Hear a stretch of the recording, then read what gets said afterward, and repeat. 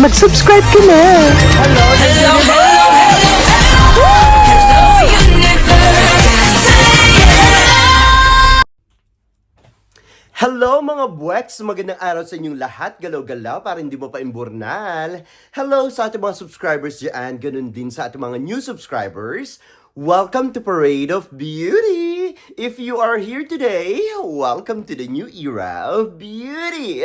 Beauty is in you. O, Jimboa, kamusta naman kayo mga buweks? Ayan, happy crown anniversary sa ating reynang si Catriona Gray, Miss Universe 2018 from the Philippines. Ayan, naalala ko lang kanina yung aming moments no doon sa Thailand no Miss Universe 2018 at talaga namang alam niyo na no, talaga namang bidang-bidang beauty ko doon sa kanilang tawag dito, sa kanilang video doon sa Miss Universe, di ba, sa kanilang tawag dito, Miss Universe 2018 na nasa YouTube. Ayan, pinanood ko siya kagabi kasi nga ayun no, medyo nagbalik sa akin ang alaala at nakita ko ang aking pagmumukha doon, di ba?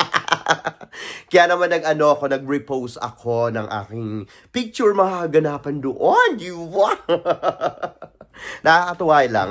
Ayun yung pinaka most unforgettable and is still number one, no? Pageant experience sa mundo ng pageantry. But anyway, mga buweks, hello po sa mga nanonood dyan. 1 million viewers. Please don't forget to subscribe to my channel. Click your notification bell para mas updated kayo sa ating mga chika everyday and night sa mundo ng pageantry. And please like this video. Sa mga hindi nagla-likes dyan, ay pasensya na kayo ha kung na-stroke kayo. Pero kung na-stroke kayo, bahala kayo sa buhay nyo. Charot! But anyway, mga buweks, ito na nakakaloka nga ito. Ang ating reynang si Kayla Jean Carter ay talaga naman nagpasabog ngayong araw na ito. Talagang bonggang-bongga at nagwawala naman ang ating mga syupit bahay. Hindi nila matanggap na si Kayla Jean Carter ay talagang may magandang katawan, di ba? Ang sabi daw nila, ang kanila daw kandidata ay talaga daw winner na ito for tonight sa preliminary dahil daw walang panama ang katawan ni Kayla Jean Carter, di ba? Talaga namang binabash na nila ito ng bonggang-bongga kasi nga dahil threatened nga sila sa ating pambato dahil sobrang ganda nito na sinasabi nila AI daw ito at saka daw maraming mekos-mekos ito sa pagmumukha. Pero hindi nila alam na ang pagmumukhang yan ang kokoronahan sa Miss Charm 2024 sa Sabado.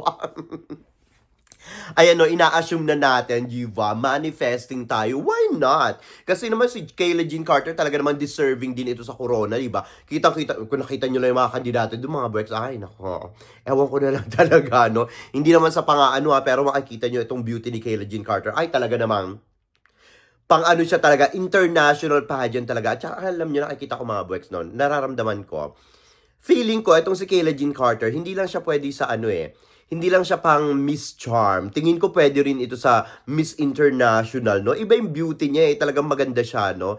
Yung beauty niya na parang mahinhin lang, tapos edukada, no? May class, hindi katulad ng ibang mga, sa jabi-jabi, ba? But anyway, since binabash nga itong kandidata natin si Kayla Jean Carter, na talaga namang napakaganda, binabash pa, ba?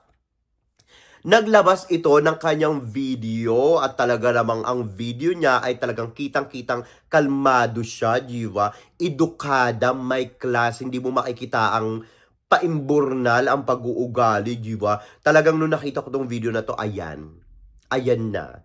So, sampal na yan sa mga pagmumukha ng mga Indo, ng mga Vichy, ng mga chay-chay, diba? Ng mga kapitbahay natin, nambaba sa kanya ng walang tigil talaga. Nakakaloka itong mga kapitbahay natin. Hindi na tinantanan ang ating kandidata, no? Kahit na ano pang kandidata nating lumalaban sa international pageant, ay talaga namang binabash nila ng bonggang-bongga. Kaya nga itong si Kayla Jean Carter ay naglabas na ng kanyang video para makilala siya ng lubusan ng buong mundo. Panoorin nyo ito,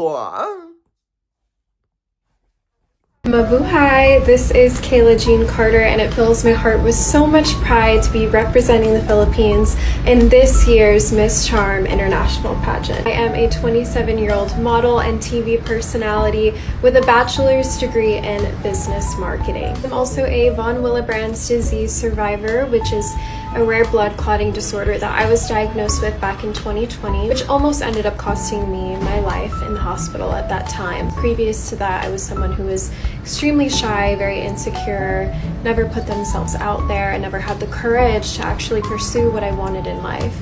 And from that point forward, I was relentless in pursuing every single dream, no matter how big or small. And that's a story that I love to share with people, and especially the youth, to never let other people determine your worth or what you can achieve, and to always be blessed with every single day that we have, because we never know how many days we have left. In addition to this, I am also a big advocate for accessible education. In fact, my family back in 2014 started a nonprofit library and reading center in Talisay here in the Philippines, where my family is from. I really hope that throughout this competition, people get to learn more about me, my struggles, the life experiences that I've been through that have ultimately led me to where I am today. And I really hope that by the end of this, I can look back and know that I left a legacy filled with love. O, Jimba, mga buweks, talaga naman ang ganda ng ating kandidata kahit sa emotion, Jimba, hindi lang sa picture. Ang sabi ng mga kapitbahay natin, mga Hindu, AI pa rin daw ito. Bakit daw ginagamitan ng AI? Pati daw ang video, hindi nila talaga matanggap na si Kayla Jean Carter ay sobrang ganda kahit na sa picture man lang, or kahit na dito sa video, sa emotion, Jiva. Talagang nagwawala sila doon. Hindi nila matanggap na talagang beauty, talagang high caliber itong si Kayla Jean Carter. Talagang sinasabi nila na ginamitan daw ito ng computerized AI para daw mas lalong gumanda. Nakakaloka itong mga Indo na ito, no? Kung ano-ano na lang yung mga sinasabi nila. Kahit na kitang-kita mo na sobrang ganda ni Kayla Jean Carter, hindi pa rin talaga nila matanggap ng bonggang-bongga, no? Anyway, ayun nga, maganda lang dito kay Kayla Carter. Kalmado siya, very classy, edukada, tapos ini-introduce niya yung sarili niya, no? Para mas makilala siya ng bonggang-bongga, lalo na ng ating mga stupid bahay dyan na nag-feeling na sila na daw ang tunay na powerhouse at sila daw ang may karapatan na manalo sa Miss Charm, di ba? Ganun ba yun? So, ibig sabihin pala, pag powerhouse ka, ibig sabihin pala, lagi kang mananalo, kailangan lagi kang manalo. Ganun ba yun?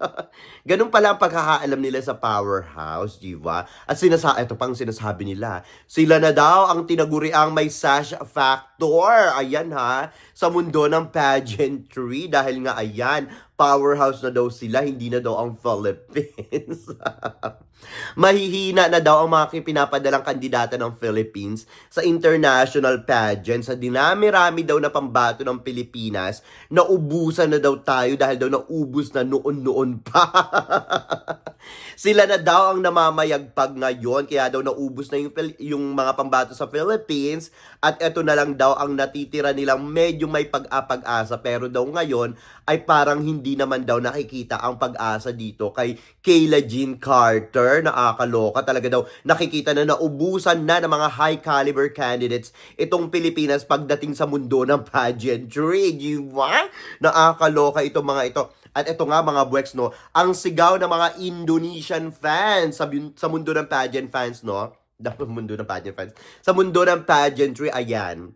Ang sigaw nila, si Kim Duyen daw, kasi nga ito confirmed na si Antonia Persil ay isa sa mga hurado para dito sa Miss Charm. And sinasabi nga ng mga Pinoy na si Antonia Persil lucky charm ng Philippines. Hindi ko naman nakikita yun, no? Siyempre yung loyalty niyan, nasa chay-chay pa rin. Kaya huwag kayong masyadong kumapit kay Antonia Persil, no? Kahit na love niya ng Philippines, of course, bibigyan niya ng magandang score si Philippines. Pero ang loyalty niya, nasa nasa chay-chay pa rin. Huwag na tayong maglokohan, no?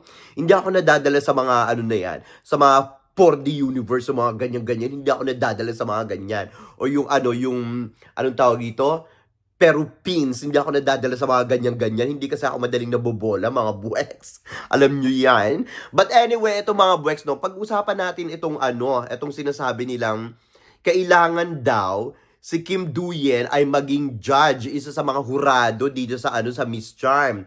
Since sa Ho Chi Minh, Vietnam nga ito ginaganap, no? Eh syempre taga diyan si Kim, diba? Alam naman natin. Ay naku, nakakaloka. Ang sinasabi kasi ng mga Indo, lucky charm naman daw nila itong si Kim, o diba? Sumikat na diyan si Doraemon sa Indonesia kasi nga pinanalo nito si Indo sa Miss Cosmo, diba? So sinisigaw nila na dinidemand nila talaga, no, pinagpipilitan talaga nila, pinagduduldulan nila doon sa comment section na tinatag pa nila yung Miss Charm, tinatag pa nila si Kim Duyen na kuwanin daw dapat talaga itong isa sa mga judges, no. Nakakaloka itong mga ito dahil daw ito daw ay nagbibigay talaga ng very fair and square, no, para sa mga kandidata. Talaga daw itong judge na ito ay talagang alam niya yung pinakamaganda, pinakamagaling, at pinakamatalino, sabi ng mga Indo. Kaya daw nanalo ang kanilang kandidata sa Miss Cosmo kasi daw matalino daw talaga itong si Ketut Permata Julia Estrid. Kaya daw meron daw silang pag-asa pag ito daw ang naging judge dito sa Miss Charm kasi daw ang kanilang kandidata sa Miss Charm na Indo ay talaga daw matalino, maganda, sexy, lahat-lahat na. So dapat daw ilagay daw dyan si Kim Duyen, si Doraemon, para daw mabigyan ng tama at pamamaraan, ng tamang puntos ang kanilang kandidata ng fair and square. Ayan, nakakaloka. Anyway, mga Brex, no, ito naman si Kim Duyen, parang kung magja-judge siya dyan, Diyos ko Lord, paano naman nasabi na matalino itong si Kim Duyen, Diyos ko Lord? Di ba nung lumaban nga ito ng Miss Supranational. Eh di ba yung final Q&A niya doon, hindi niya naman nasagot ng bonggang-bongga, nakakaloka naman ito. Kung i-ano nila dyan si Kim Duyen, no, eh, hindi ko nga alam kung bakit nag-judge yan, siguro dahil lang sa title niya, no. Kung siya ay mag-judge yan, na magiging na naman, option for the crown na naman itong Indonesia, no. Parang syempre, ibibigay na naman sa Indonesia or sa mga hindi naman deserving doon. Katulad, ayan, si Vichin, no? Talagang pumalo sa Miss Cosmo nung top 5, di ba? Eh, hindi naman, ay, nako, hindi lang ako maaano, ha.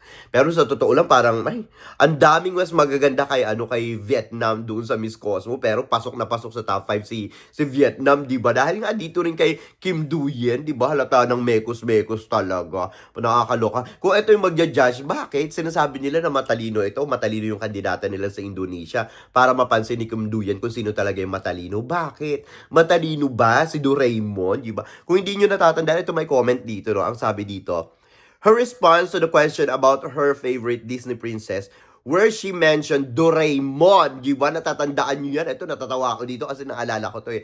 A well-known Japanese character unrelated to Disney. Diba?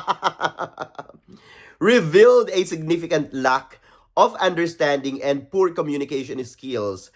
This raises concerns about her credibility as a judge in an international pageant. Effective judging requires not only strong listening skills but also a solid knowledge of the context and nuances of candidates' answers. O di ba, panalo tong comment na to. Her presence on the panel could be seen as undermining the integrity of the selection process, especially when highly articulate contestants are evaluated. O, Jimba, talagang itong mga nakakatawa itong comment na ito. Natawan-tawa ako dito kasi naalala ko yung ini-interview siya. Kung sino yung favorite Disney princess niya, tapos ang sagot niya si Doraemon. Punyeta! Nakakatawa tong baklang ito. Talaga itong si Duyen kasi pag nasa kanila nga yung pag ayan nga yung magja-judge, no, talagang aarangkada na nga yung ating kapitbahay dyan sa sa lower map, diba? Talagang pinagduduldulan nila itong si Kim Duyen, no. Favorite Disney princess daw niya. Doraemon ang puta, engot, diba? Engot, tanga, nakakaloka itong na ito. Tapos sirang gusto na. Eh di kung yan ang bet nila, di magsama-sama sila, pere-pere sila mga engot, no? Talagang gusto nila, ipagduldulan talaga nila itong si Kim Duyen. Eh, hindi naman ito magaling sa sa communication skills din, di ba? Hindi ko nga alam kung paano nag-judge ito sa Miss Cosmo. Naloka talaga ako. Sabi ko, tangina, pumasok si Vietnam, tapos pumasok din si sino pa ba yun? Si Thailand, yung communication skills ni Thailand, hindi naman sa kasi meron siya mga interviews dun sa Miss Cosmo. Nakita ko, grabe, parang wala na lang talaga akong masabi mga Wex. So sabi ko, paano nakapasok itong mga ito? Nakakagulat. Tapos yung ano nila, yung ano tawag dito, yung debate nila. Yung dalawa na lang sila. Hindi ko alam kung ano yung mga pinagsasabi nila mga Wex. Naloka talaga ako. Sumakit ang ulo ko kaya nag-walk out na lang ako doon. Para silang mga nasa palengke, ang iingay nila. Doon sa ano sa debate na yun na Miss Cosmo, talagang parang tingin ko parang kachipan na yung dating. Alam mo yun, parang ang ingay nila, wala na silang class pag nagsasalita. Alam mo yun, parang naloka talaga ako. Tapos kukunin pa nila itong si Kim Duyen, di ba? Anong tingin nila sa ano sa Miss Charm, di ba? Ganun, magiging ano na yung Miss Charm, magiging kachipanggahan na talaga pag kinuha nila itong si Kim Duyen. Sana wag nilang kuhanin, no? Nakakaloka itong mga Indo na ito. Gusto nila talaga manalo yung kanilang ano tawag dito, manalo yung kanilang kandidata sa pamamagitan ng pandaraya, di ba? Ito naman si Kim Duyen, feel niya naman ang kanyang pagiging prinsesa dito sa Indo. Feeling niya naman ay sikat na sikat siya doon. Hindi niya alam na ginagamit lang siya ng mga Indo. Kasi nga, syempre, alam niyo na, no, pinanalo nila si Ketut Permata Julestrid. Kaya nga ngayon, bidang-bida siya doon. Siya ang prinsesa doon. Siya ang talagang mabango sa mundo ng mga Indo. Kaya talagang pinipilit nila itong si ano tawag dito, si Doraemon na mag-judge ulit dyan kasi nga, lucky charm daw nila ito. Ito daw ang magbibigay sa kanila ng karapat dapat na scores para sa kanilang kandidato sa Indo, diba? Nakakaloka ito. Anyway, mga Bwex, ano masasabi nyo dito sa ating mga chika ngayong araw na ito? Mag-ingay kayo dito sa ating comment section para makita ko rin ang inyong mga opinyon. Hanggang sa susunod nating mga chika-chikahin. Bye for now, mga Bwex, and I love you all. Bye! See ya!